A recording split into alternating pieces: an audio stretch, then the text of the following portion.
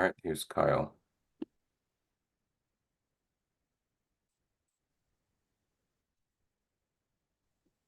Good morning, everyone. Apologies for the delay. Thank you for joining us. We really appreciate it. My name is Bairton Brown, And I'm Kyle Hinton. and we're the creators of Blacktopia. If you're with us in LA, please email us at the address listed on the next slide to receive a gift bag that will immerse all of your senses from our team. To touch, we've printed copies of our manuscript, screenplay, and story Bible. To see, we've included flyers with QR codes to our virtual pitch deck. To listen, we also have QR codes for our Spotify playlist. To smell, we have sample oceanic fragrances. And last, not least, we've also included the ingredients to our signature cocktail, the Blacktopia. Without further ado, welcome to Blacktopia. My name is Bairton Joseph Warburton Brown, but feel free to call me Bear. I'm the son of a registered nurse at the University of Michigan and a veteran. I'm an educated writer-director from Ann Arbor, based in Burbank. I'm an alum of NYU Tisch, where I earned my MA in Arts and Public Policy, and I met Kyle at DePaul University in Chicago, where I earned my BFA in Directing and minors in TV producing and screenwriting. That's also where I directed Kyle's series, Naomi and Levi Take on the World, which is streaming on OTV now. As a Next Up playwriting fellow at Congo Square Theater, my work received stage readings in Chicago, Denver, and LA earlier this year. Hi, my name is Kyle Hinton.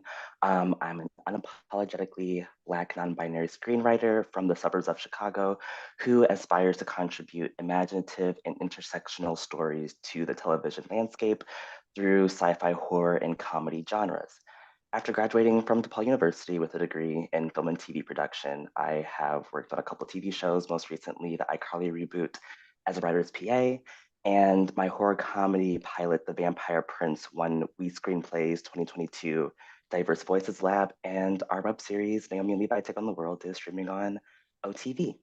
I like to tackle dark issues, social issues, personal issues with heart and levity because I am over the trauma. Well, here are some photos from Kyle and I's previous productions and premieres. And our work with Blacktopia began with the central question: what would a utopia look like to you? So the Black Artists Collective was formed at Syllble to devise these answers.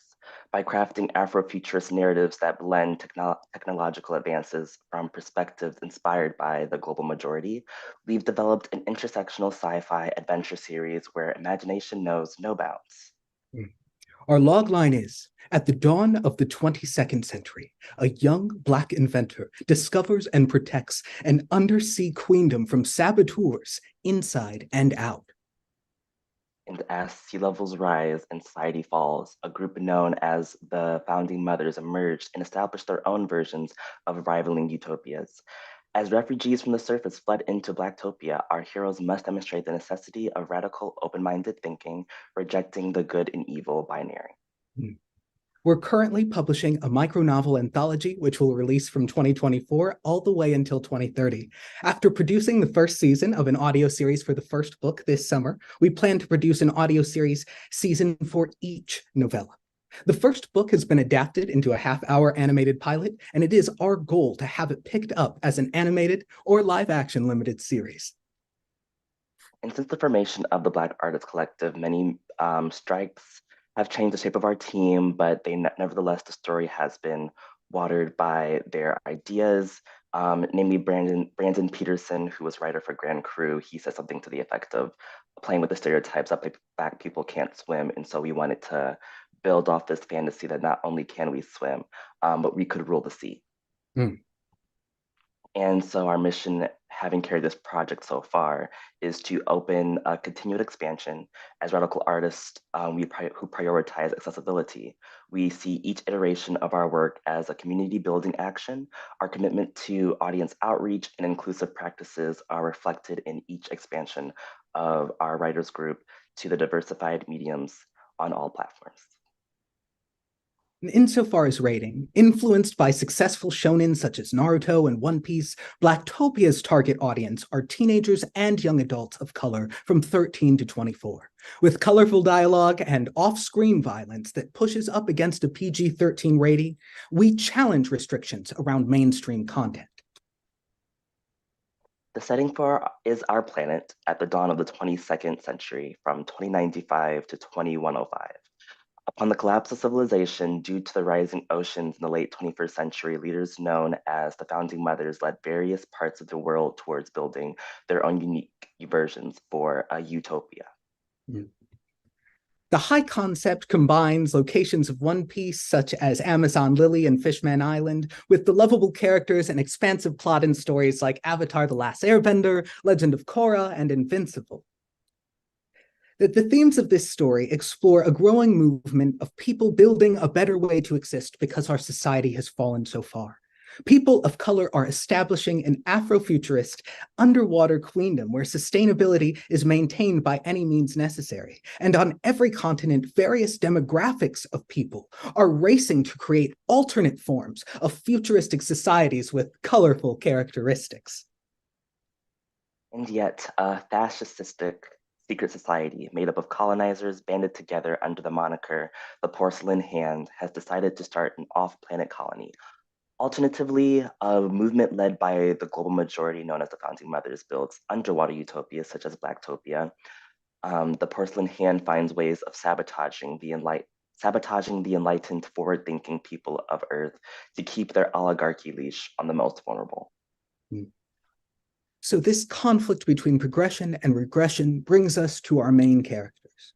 Our hero, Destin Eugene Imani, born in 2069, is a 27 to 33-year-old Capricorn. He's an African-American inventor, taking refuge in the Sahara. In Swahili, Imani translates to belief or faith. Destin is the masculine form of destiny. Thus, the epistemology of our hero's name is faith in destiny. While his parents traveled to complete espionage missions, Destin and his sister Epiphany were raised in a refugee BIPOC camp scattered across the Southeast United States. Mentored by an ecologist, Dr. Richard Brown, Destin became an inventor. When their home was ransacked, his genius helped his sister and their friends flee the continent. After crossing the desert, Destin became a lead scientist for a solar punk society known as Moon Root Village, until he was captured by the Porcelain Hand. At the start of our story, years later, Destin escapes the Porcelain Hand and discovers Blacktopia. By protecting the Blacktopians, Destin grows closer to finding and protecting his own family. Epiphany Imani is Destin's younger sister, born less than a year after the fall of the United States in 1977. She never knew a world without chaos, yet she became a confident, clever, and well-read queer. The seasons of strife in her early life set the stage for her to become an articulate organizer in the Sahara alongside Destin. Selena Imani Brown, born in Crown Heights, Selena's family escapes the violent insurrection known as the Ruthless Uprising in 1977. Her father, Emmanuel, and grandfather, Doc, were the only survivors by the time she reached the Imani's refugee camp in Atlanta. 1 year later, it was Emmanuel and Doc's sacrifice that allowed the next generation to sail across the Atlantic to Moon Root. Ooh, oh no. Well, I'll just talk about the next character while I bring the PowerPoint back. Yes, Trip Imani is Destin's Achillean lover from the past, meant to foil Destin and Dawn's relationship. Dawn is the royal tutor in Blacktopia. Trip met the Imanis when they came to Atlanta seeking refuge in 1982. Destin and Trip traveled across the ocean, falling in love along the way. And last of the Imani family is Dante Richard Imani. Dante's name is meant to invoke Dante's Inferno and the journey Destin is willing to go for the sake of the next generation. At the age of 4, Dante developed a fatal tumor that Destin was able to force into remission by inventing a solar-powered set of prosthetics that became a prototype for Blacktopia's technology. He's presumably being held by the Porcelain Hand in a neo-Soviet prison known as the Box. And then we have the royal family, starting with Tia Nandi, the royal daughter. The 5th generation of Blacktopia's royal family, Tia was born to Queen Amina and her husband, Commander Douglas. However, when Douglas and his troops went on a mission across the ocean, they never returned. Blacktopia then became an isolationist queendom. Under her helicopter mother's leadership, the once sacred utopia has become a land divided by gender and sexuality. Because of this, Tia is too afraid to tell her mother she is in love with the Oracle's daughter, Zara, earning her nickname, the Royal House Cat. Then we have Amina Nandi, the Queen Mother, where as Tina embodies the potential of our next generation, Amina represents the spirit of our current generations. Amina is the fourth generation of the royal matriarchy. Amina, the fourth generation of the royal matriarchy, has ruled with an iron fist for the past 20 years. By having Amina in a leadership at the beginning of the story, Blacktopia becomes about the improvement of a utopia instead of its deterioration. Hmm. Then we have Ya Nandi Carter, the founding matriarch. Grandmother Ya is meant to provide the Blacktopians with decades of knowledge from our personal timelines. Even if Blacktopia has slid into something else, she represents what was once a great utopia, and she completes a trinity of radical feminist perspectives and invokes further curiosity into these royals' bloodline origins. Nefertiti, the old oracle, is in ancient societies, oracles are functioned as, spiritual advisors to political leadership. So Nefertiti represents that here, and she's intentionally the only character who comes from the present age of humanity. This gives her advice the weight of experience, even if it seems to be purely spiritual. She's supposed to allow her daughter Zara to take her position years ago, but she still holds on to it with an iron grip. Zara, the oracle's granddaughter, is the royal foil to Selena and resembles a gossipy demeanor of modern psychics. Her age offers the audience hope of a happier ending, and her relationship with Tia offers the audience some lighthearted humor, romance, and wisdom all at once. Zara knows no other society besides Blacktopia, and to Zara, spiritual devoutness is needed, but protecting the people close to you, like her lover, Tia, is more important. Then we have Commander Delomi, the military chief. Inspired by the structures of historical and fictional African societies, Commander Delomi is meant to be the third in charge of our matriarchal trinity. Tina Delomi is a legacy child of military leadership. She has inherited the role from her older brother, Commander Douglas. Then we have Don Quixote, the royal guard and tutor. They is an androgynous foil to Trip. Their role offers a positive, non-binary, and disabled representation. Dawn's relationship with Destin gives the story elements of intersectional love and romantic tension. Dawn is the unclaimed child of Commander Delomi, rejected for their intersexuality and disability. Dawn was given access to the Queendom's most advanced technology on the condition they served the castle. As a guard and former tutor to the princess, Dawn has all the tea. Lovely. And without further ado, let's jump into the plot. That for the pilot, or book one, the prologue, or cold open in the screenplay, is titled Destin's Dream. Through our hero Destin's dreams, we relive their memories of an Afrofuturist solar punk society in the 2090s, Moonroot Village. This sequence builds to the terrible realization Destin's trapped in a computer simulation that is breaking down. Destin wakes up in 2102, trapped in an underground labor camp controlled by his captors known as the Bots. A power outage caused by an unnatural disaster derived from climate change allows him to escape.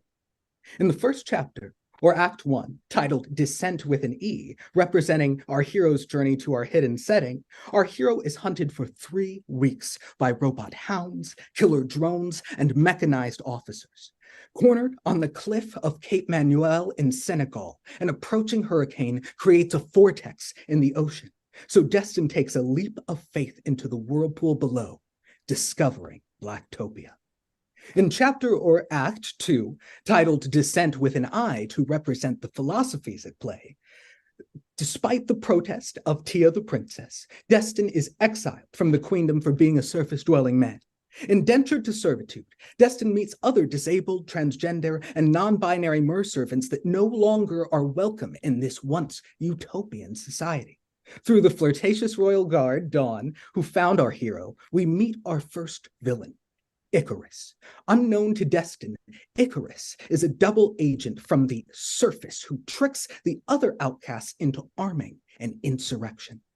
And in chapter or act 3, titled Discovery, to represent the culmination of the central plot, uncovering Icarus's identity as a double agent from the Porcelain Hand, the cult which imprisoned Destin and his family years ago, Destin nearly loses his life to save the royal daughter during her coronation ceremony.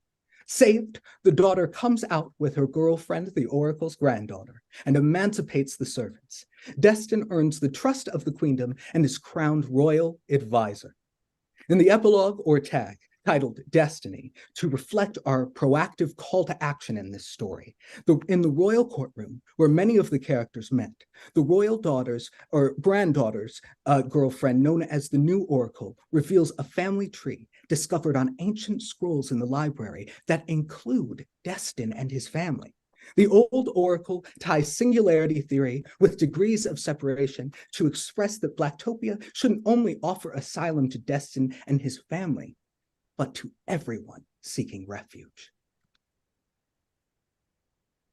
Okay, and to break down um, the series arc, the second installment we have the Kidnapped Queen, where we explore the colorful universe of other utopias outside of Blacktopia when the old oracle is kidnapped I by. believe you can share your screen now. Isn't that? Is that? Okay. Just back to the series breakdown.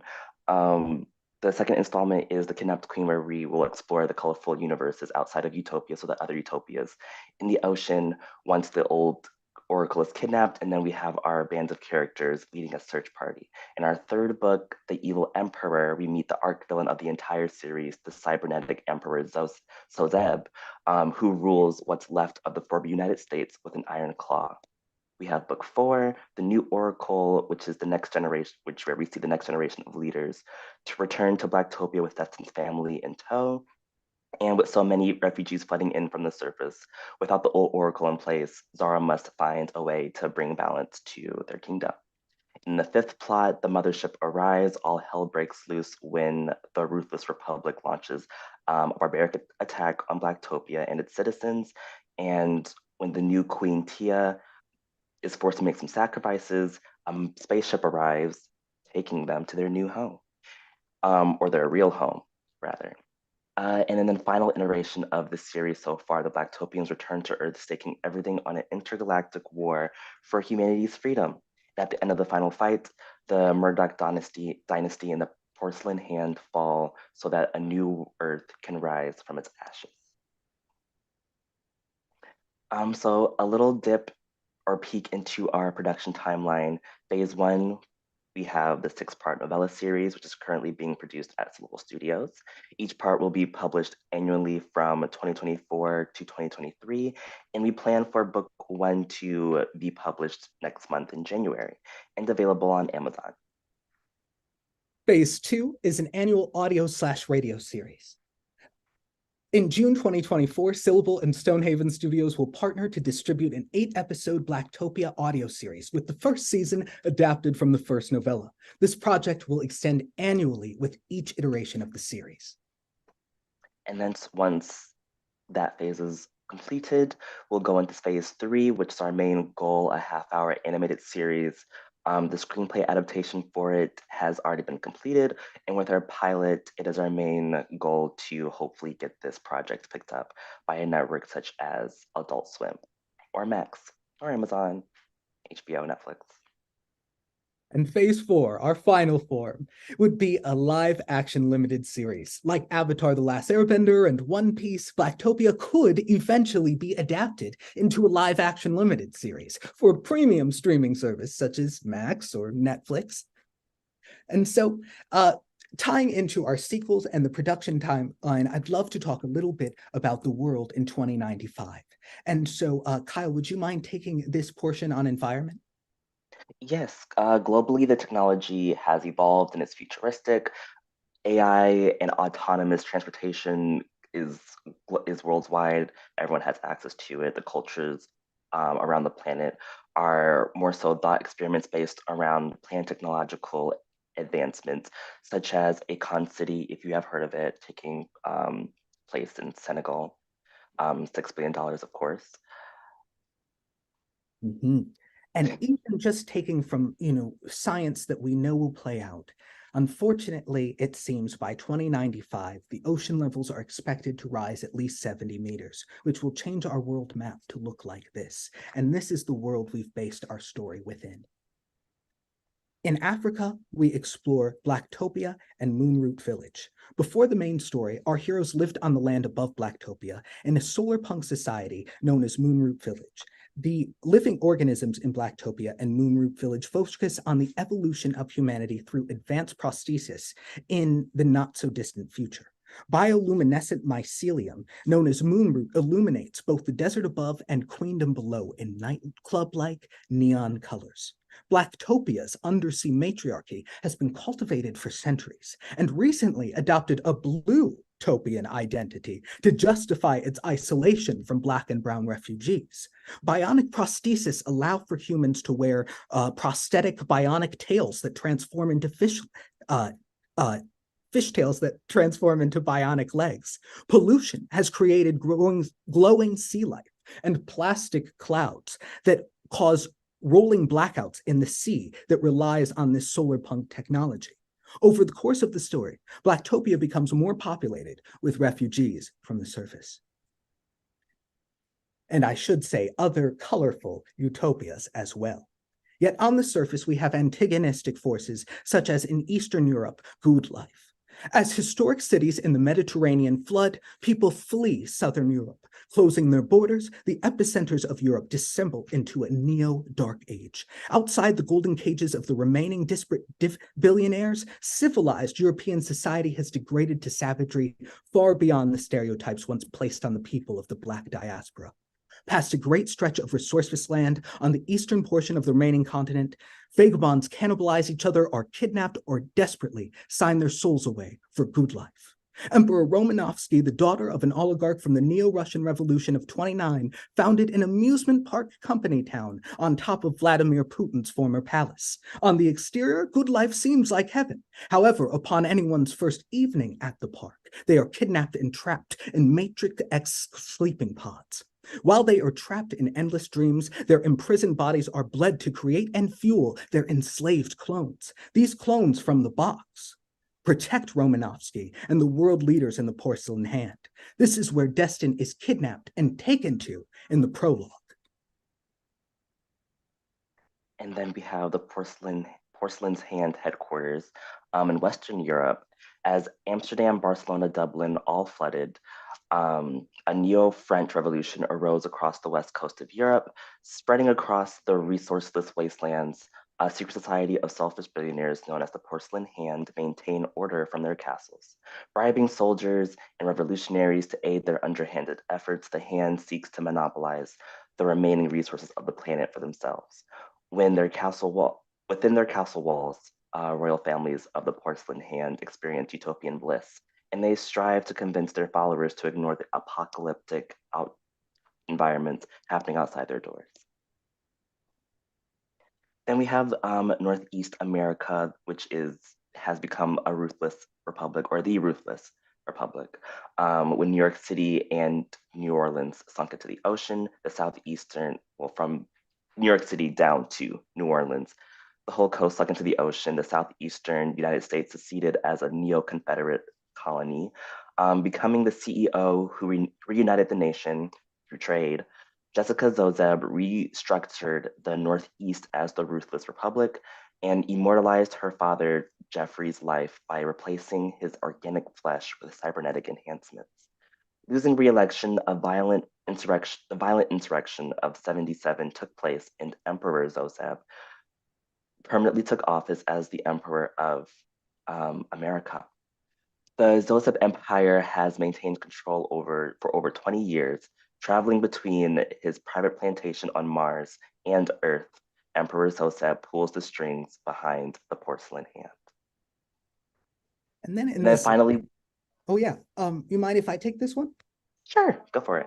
Thanks. All right, so our last continent is Australia, and we have more to share in our story Bible as well. But for the sake of today's presentation, in Australia, there's the Murdoch dynasty. Once Fox News was held liable for spreading misinformation, Robert Murdoch and his family fled to their native Australia. Abandoning all of their fervent followers in the States, the Murdoch dynasty funded a US-Australian citizenship program for disgruntled Americans in the ruthless Republic, the neo-Confederate colonies, or even the New Wild West. The dynasty invested in space travel and was determined to make ground with Martian colonies that rivaled SOZEP. By advertising the opportunity to have free housing on Mars, the dynasty attracted volunteers. The advertising omitted, however, the fact that the housing was on condition of lifelong servitude. Without further ado, we would like to introduce our amazing actresses, Makila Sims and Kayla Janae, for a live reading of Act 2, Scene 1. If you don't mind coming on screen, I would greatly appreciate it. Thank you. Wonderful. All right. Blacktopia, Book 1, The Royal House Cat, Act 2, Descent. Interior, Atlantic Ocean, Blacktopia's Queendom, Night. Dawn Coyote, the non-binary guard from Act 1, has replaced their bionic fishtail with prosthetic legs. Dawn slowly slugs Destin's drooling body out of the castle. They both overhear. Stand in your truth. If you think that goof could really help us, go back in there and tell your mothers they've gone crazy before it's too late. I can't. She could push back the coronation again. Soon, I'll be changing the rules around here. I love you, and I love how you speak up tomorrow. But what about today, Tia? If you're going to be a queen, you can't keep hiding behind the excuses of the elders. Why don't you stand up to them then, eh? I wish I could. I love you, but I don't have your privilege. With as little as your mother lets you do around here, you can't even call yourself a royal daughter. Behind your back, Auntie Dalomi and I call you the royal house cat. Hurt, Tia shoves Zara away as she waddles down the corridor.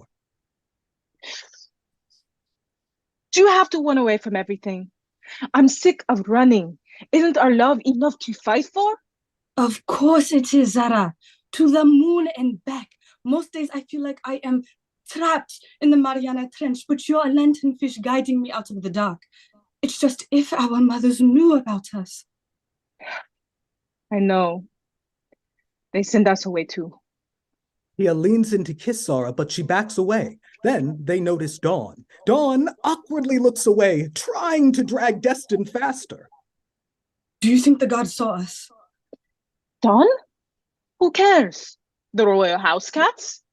That servant is more likely to understand you than all our moms combined. At least Dawn stands on business and doesn't hide their lovers. 4 other transgender guards who have stitches over their ears open both large doors on opposite ends of the corridor for Zara, Dawn, and Destin as they exit in opposite directions. Tia, left alone, flinches as the door slams shut. She stares out the window like a wild pigeon trapped in a golden birdcage. Fade out. So, thank you for joining us in this presentation. We hope you can join us on this journey as we transform narratives, shatter negative stereotypes, and propel the world into a future where the voices of the global majority are not only heard, but celebrated. Make sure to follow me at Bairton Brown on Instagram for more updates about Blacktopia, and follow Kyle at KyleXHinton to get more exclusives about his work and eat. Thank you so much.